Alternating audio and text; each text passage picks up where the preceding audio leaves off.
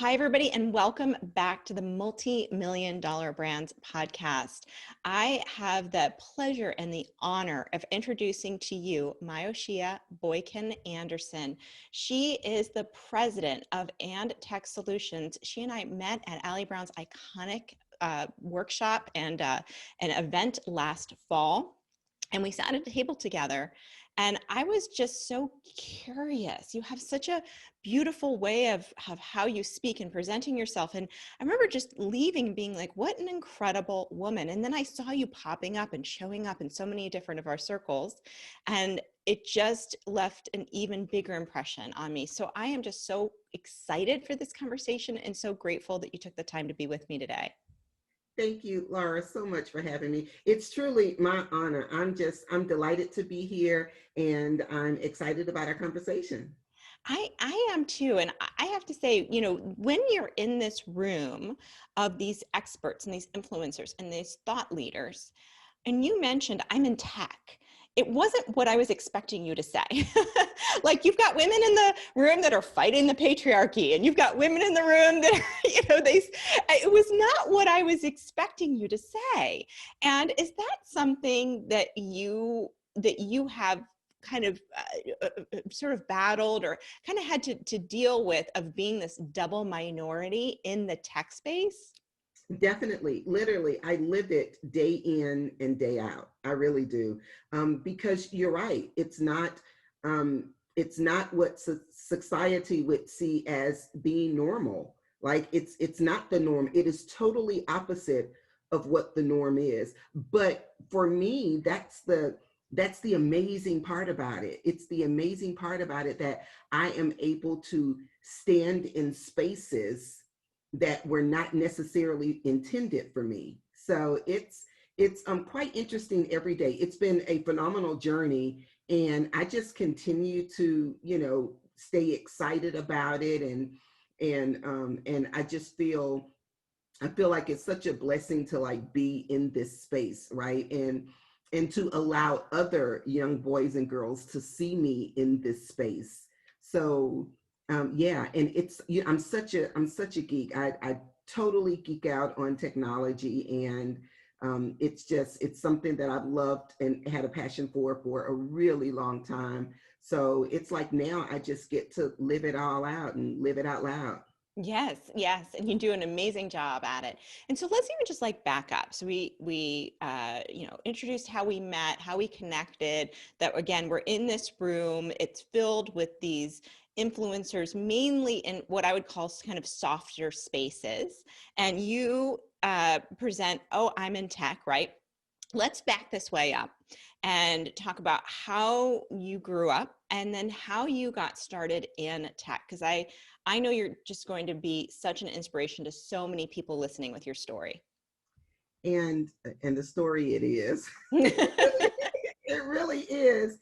It really is. But it's one that I am I am proud to share anytime I get an opportunity to, because the story itself speaks to the amazing opportunities that await us out there, right? When we think that everything is against us. And I literally started out that way.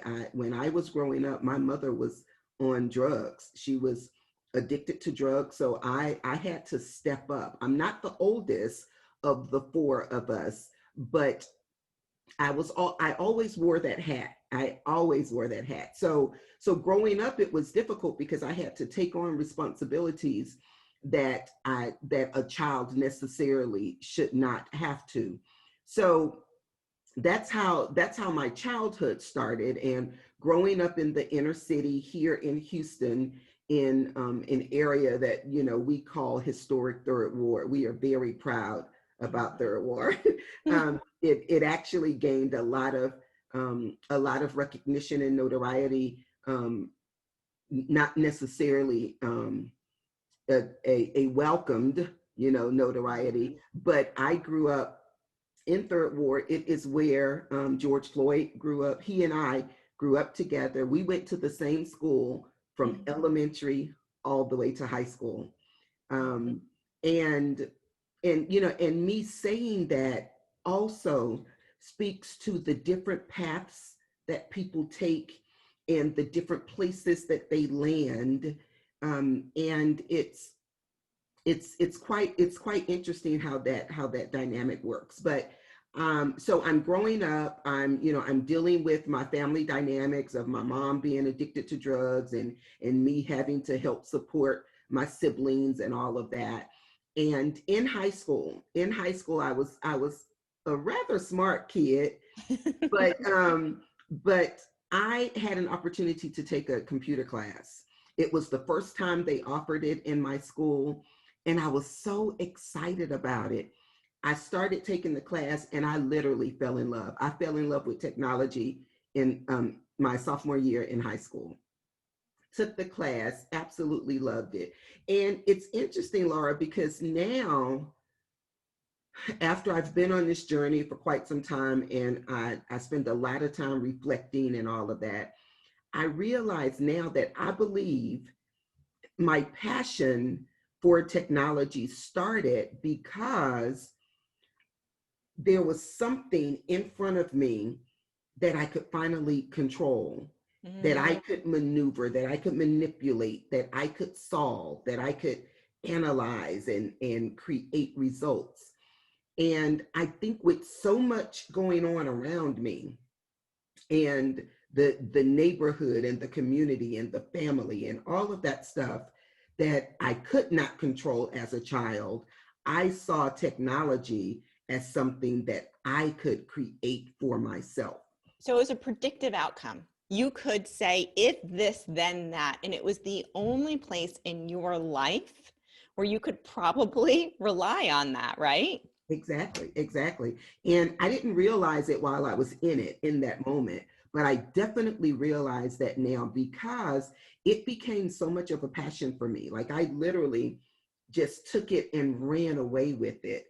I joined the co-op program where local businesses partnered with the high schools, and we went to school half a day and we worked the other half of the day. So that's when I really started being able to exercise my new skill set, right? And all of that. So it just grew from there. It literally just grew from there. And like I said earlier, it's been a phenomenal ride. And it really makes me happy to be able to share that story, because there's some young boys and girls out there now, Laura, that cannot imagine this for themselves. Absolutely. They think it is so far-fetched. And I want to be able to live out loud in front of them to show them that I don't care where you come from. I don't care who your parents are or who your parents are not. Right. So Yes. to be able to to be a walking example for them, and somebody who they can feel is approachable, right? That I'm not stuffy, and I'm not all wound tight, and all of this, You that didn't I have to can be somebody still. different to get Yeah. to where you are. And that is so powerful. I think for like, no matter where you came from, this idea that you have to change and morph yourself to fit into some new box that Mhm. is that next level of success, right? So what were some of the things that you bumped up against? You grew up in an environment where the success that you have today was not the norm, right? It was not typical. You didn't see it all the time. So now you're in your career, you're diving into tech, you're realizing that not only are you great at it, but you love it. You have a passion for it because of this. Again, it gives you some kind of logic to life, it sounds like. Mhm. Mhm. What are some of the things you bumped up against on your way up that you needed to get on the other side of in order to become a seven-figure entrepreneur? So I think first and foremost, one of the biggest challenges for me was to hear people who loved me not support me, Yes.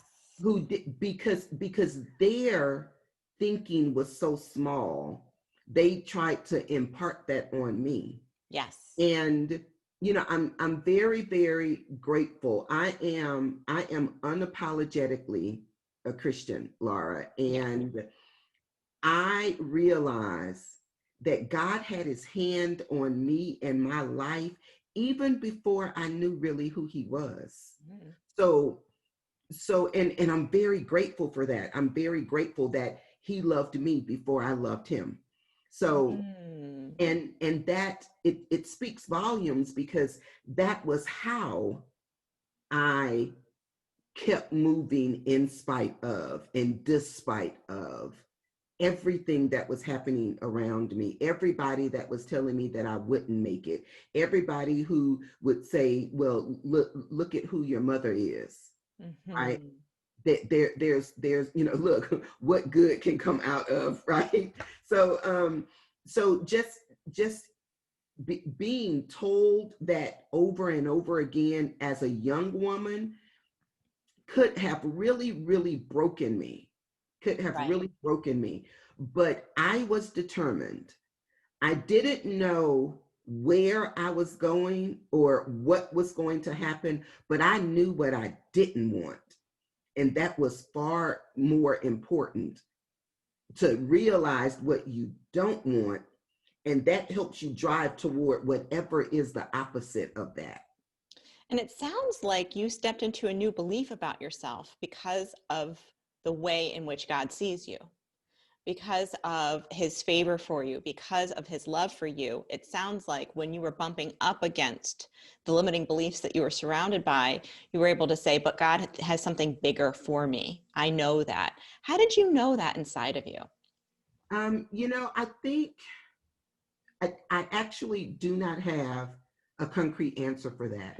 And I think that just speaks to the awesomeness of, the awesomeness of God, right? And the fact that in a lot of circumstances, we can't lean to our own understanding. So I literally don't have a concrete answer for that. But Mhm. what I will say is, once I came into the realization that I served a big God, Mm, it helped me think bigger and do bigger and walk bigger and expect bigger. yes. you Yeah. know so it and even to this day, that's what sparks me. And my prayer continuously is that as I start this day with everything that's going to lie in front of me, my prayer is that I see me the way God sees me. And if I do that, it doesn't matter what happens, it doesn't matter who happens, it literally does not matter, because I know that my purpose is bigger than me. My purpose is even bigger than my ability and my strength and my skill set and all of that. It's so much bigger than me. It's so much bigger than me. And I am grateful to be able to be in a position where I can earn a lifestyle for myself by doing something that I absolutely love, and that is creating legacy for those that will come behind me. It's so, so good.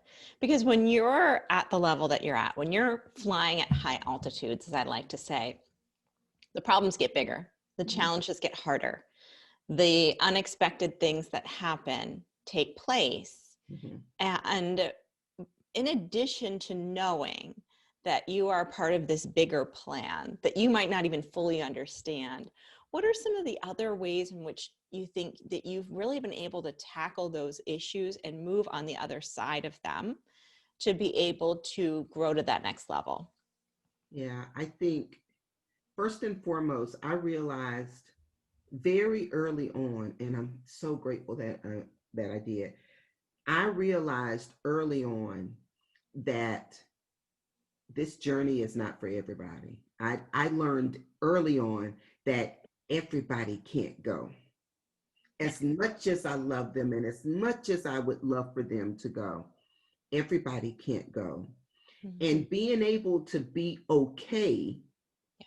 with severing ties with folks that did not mean me any good, that did not want good for me, right? And that did not celebrate in all of the wins and the blessings that were happening all around me, all around me, to be able to sever those ties and love them from afar and be okay with that. Be okay with that, whether it's family or friends or associates or any of that, to be okay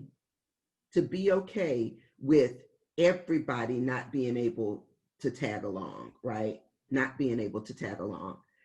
But I'm also grateful for those who did. I'm grateful for the encouragers that I've had throughout my life, for the people that prayed for me. I'm grateful for the people who helped pave the path that I'm walking today. And I will forever try to make sure that I'm doing the same for those that are yet to come, that I will create opportunities and open doors and pull up seats and all of that, and to speak on platforms that others may not ever get an opportunity to make sure that I speak with them and for them and through them, and all of that, that I'm able to do that, because it is so much bigger than me. And sometimes if I'm not careful, it can be overwhelming. It can be overwhelming. But I am very intentional about not letting that happen, about always being grounded, always being rooted, taking the time when I need to, and having fun with my family and my friends, and and just enjoying this life. Like, I'm literally having the time of my life, literally having the time of my life. And this season that I'm in feels really, really good. And how did you get into that season? Because I know for so many people who are seven-figure business owners, you are in this sort of daily grind, right, of doing all the things. And I think once you get to seven figures, you get to this certain point where everything that made you successful up until that point needs to take a back seat, and you have to develop this new skill set, which can be very overwhelming for people. You use the word overwhelm. When do you feel overwhelmed with the business? And then how do you, it sounds like you have figured out how to make a shift to get yourself out of overwhelm. Yeah. And and sometimes it's as simple as, just pulling myself up. Like, it's so funny, because there are often times when I have to say, now look here, little girl, like literally talking to myself, putting myself in place, and even encouraging me, right? So even if I'm having a moment where, I may be on the verge of wallowing in whatever it is I'm feeling at that time, literally saying, now look here, little girl, this is not what we're going to do. This is not what we're going to do. We're not going there. Feel whatever you're going to feel, but immediately shift it into something that's going to propel us forward. So I'm always encouraging myself first, even before anybody else, has an opportunity to. So that's the first thing. I believe so much that this journey is all about mindset. Everything else falls in place after that. But it's the mindset that you can do what you believe you can do. You will receive what you believe you will receive. And to be able to cast those visions, Yes. that would seem ridiculous to most. Right. But to be able to cast them, and to be able to cast them confidently, believing that if I ask for it, and if I do what is required, because that's another important thing, nothing is going to be given to us. Nothing is going to be given to us. Faith without works is dead. So it's not going to, I can't just cast the vision out there and then sit back and fold my arms and wait for it to come. I have to do. Right. And the Right. do looks different days, in different scenarios, maybe even intraday. It may look different Yeah. from 9 o'clock, to 3 o'clock. But the doing, and that's a big part of what keeps me going every day, is knowing that there's a lot of work to be done.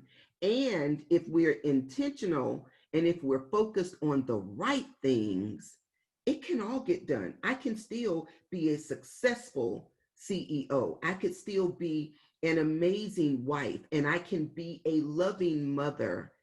I could still be all of those things if I am focusing on the right things and being intentional about where my energy goes. Yes. Do you think that sometimes people have a limiting belief around that? Like, I can't be a mother and an amazing CEO of a seven-figure brand, and somebody who loves and honors God, and somebody who is a wonderful spouse to my partner. And I see you nodding. For those of you who are just listening to this audio, why do you think that is? Like, why do people struggle with the and with instead of the if or? I really think it's because, so many, I think there's just such a negative connotation out here in society. One, and I don't know where it came from and how we dispel it or dismiss it globally, and collectively.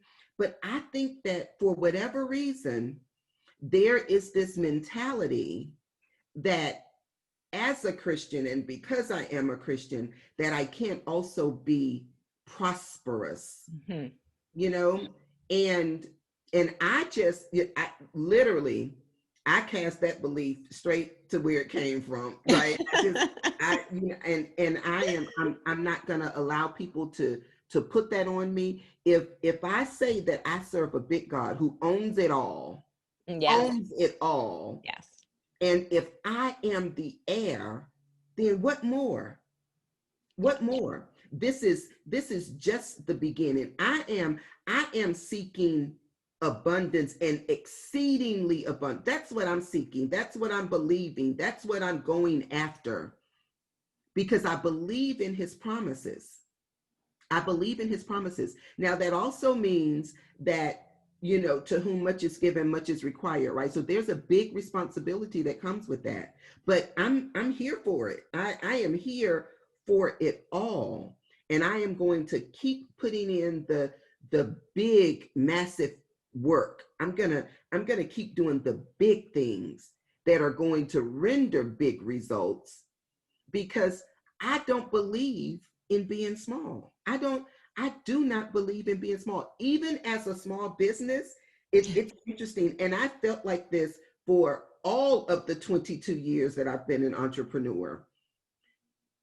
I am the owner of a small business from a categorization perspective, but everything I do is big. From the tools we use in my business, from the way we communicate, the way we treat each other. I employ some family members, and I'll say some because everybody can't go. They'll try. They'll Yeah. try. But I'm so for real about what I'm creating and building and doing here, that I have very little tolerance for those that are not just as serious as I am, right? So again, everybody can't go. But that's another conversation for another day. But when I think about my small business, the only thing that's small about my business is that categorization from the SBA. That's the only thing that's small here.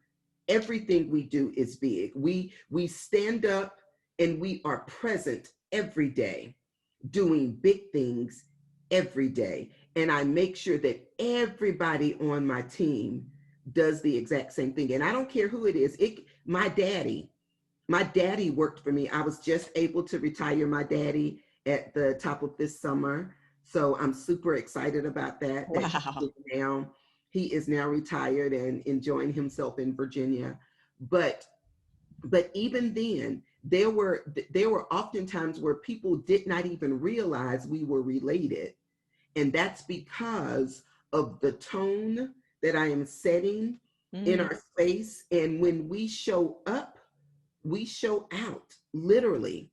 And there's no taking any mediocrity. We do not tolerate mediocrity. Everything we're going to yes. do is big. We're going to show up and we're going to bring it.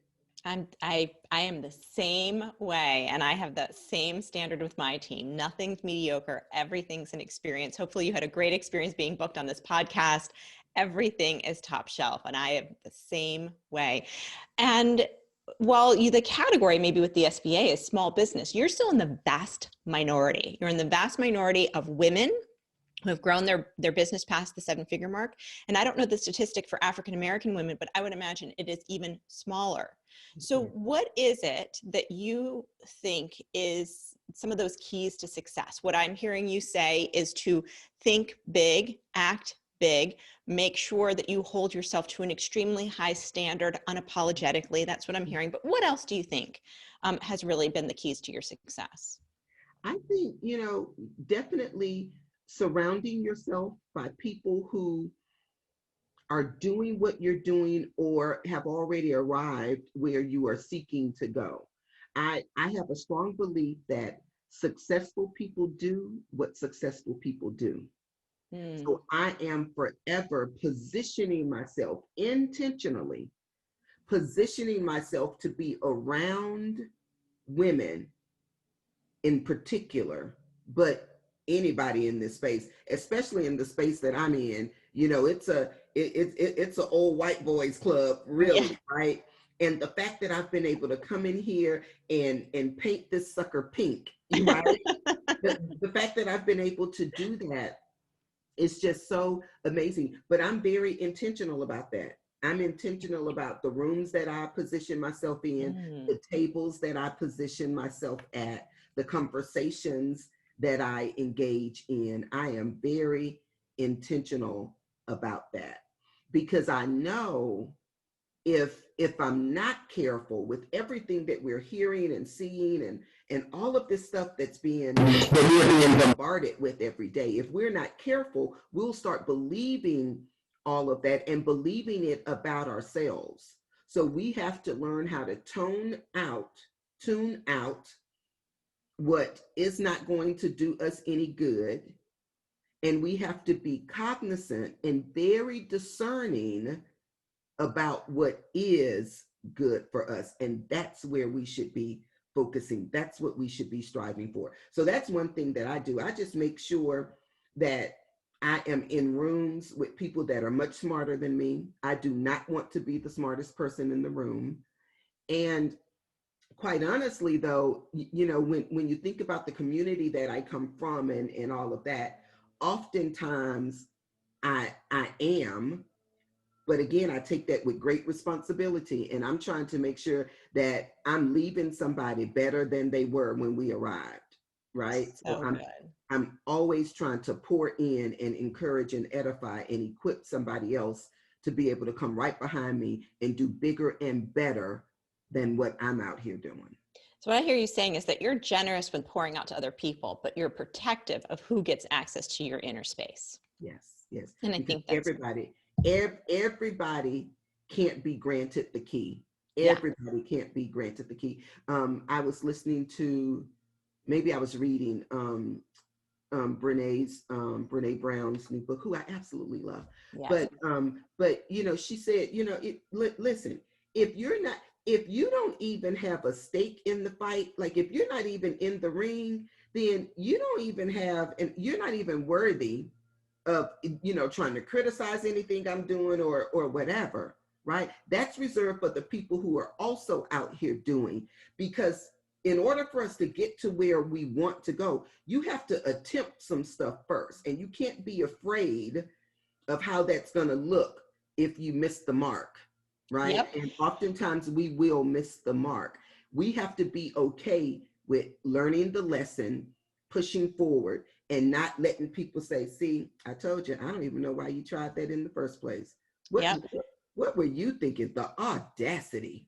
Yeah. Yeah. What I call is cheap shots from the nosebleed seats. Yes, yes, yes, Like, exactly. they're nowhere near the arena. They've never even tried to get in the arena, but it's very easy to talk about it from extremely far Yeah, away, yeah, right? exactly, exactly. And so this has been so powerful, and I love hearing about your beliefs and your mission and what you stand for. I also want to give you a chance to talk about your company. So your company is a tech consulting company, but what does that mean? Like, what does your day-to-day look like? So I'm a problem solver. You know, my day to day is centered around creating solutions for people. And that it takes the shape and form of a lot of different things. We have clients that, you know, may just have a few spreadsheets that they have to work on all day, every day, but they need them to be automated. We may come in and develop a custom solution that sits right on top of their spreadsheets where they can turn a 12-step process into a one button click, right? Mm. It could also mean developing custom mobile apps and things like that. It could even be developing a brand new system because a company has grown and scaled so much that nothing out there on the shelf quite meets their need. Oh yeah. And it's everything in between. Our focus and our goal is to create efficiency and productivity in businesses, because the only way for you to grow your business is to make sure that your back office and your systems and all of that stuff is good. Otherwise, you're going to be spinning your wheels, you're going to get burned out. And that's why people are not in this for the long haul, because they're doing so much and they're grinding because they think they're supposed to do that. But I'm trying to create solutions that will help you work smarter and not harder. And that's what we do every single day at AndTech Solutions. We take a problem, we understand what it is, and we may have to spend a little time with you, right? So that we kind of understand how you do what you do.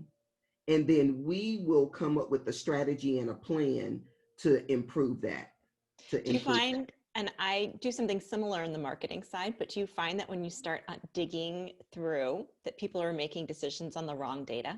that. Oh yeah. Oh yeah, definitely. Yeah, isn't that interesting? It really is. It really is. And for us to be able to paint the picture Mhm. with your own data, this is Yes, this is your data.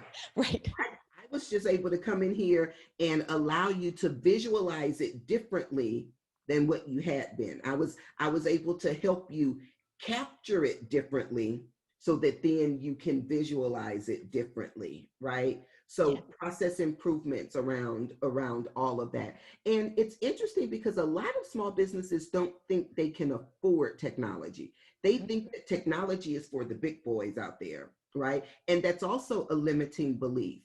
And that would cause you to stay kind of stagnant where you are. You'll never be able to grow if you're not taking advantage of some of these opportunities from a tech perspective or marketing, you know, to your point.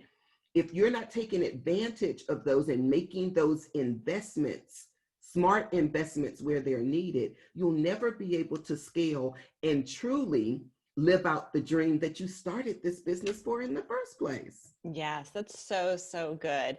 And it does take out all of the feelings and the thoughts, right? And then all of a sudden it's like, well, we can talk about our feelings all day long, or we could look at the data and do what the data says. And it's such a gift that you do that. I came from traditional business. I now mostly work in the online space. And in traditional business, I mean, data was everything. Every transaction, every piece of information that we could get our hands on was just so critical to the operation. So I know that your services are a gift to many. I'm going to just ask a couple fun questions, and then we'll wrap up by letting people know where they can get in touch with you if they've been listening to that last conversation. They were like, oh my gosh, I need her in my life. We're going to let everybody know how to get in touch with you. But what is your favorite book? Oh my goodness. Okay, so I truly believe, and this is a book that I read before I got married, actually, but it's a book called What to Do Until Love Finds You.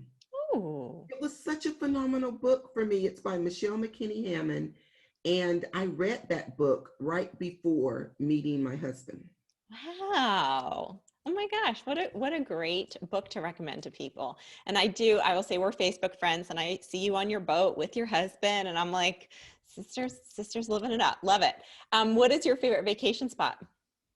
Um, you know, definitely Jamaica now. Mm. It's like a second home to me. My husband is a native Jamaican, and Oh, and now I get to experience Jamaica so much differently than the tourists. So it's definitely my favorite spot. very cool. Yeah, I've been to Jamaica and love it. And then just as a wrap up, where can people find you if they want to get in touch with you, if they want to talk to you about how much you've inspired them, or if they just need tech help, where can they get in touch with you?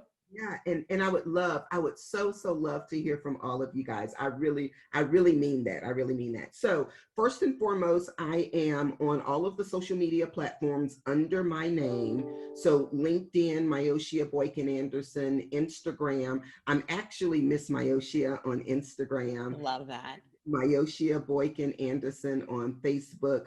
I also have a private Facebook group. It's called Business Empowerment Through Technology. The acronyms are BET. And I often say, whatever you think, you bet. So that's our private Facebook group is Business Empowerment Through Technology. And my web address for my business is andtechllc.com.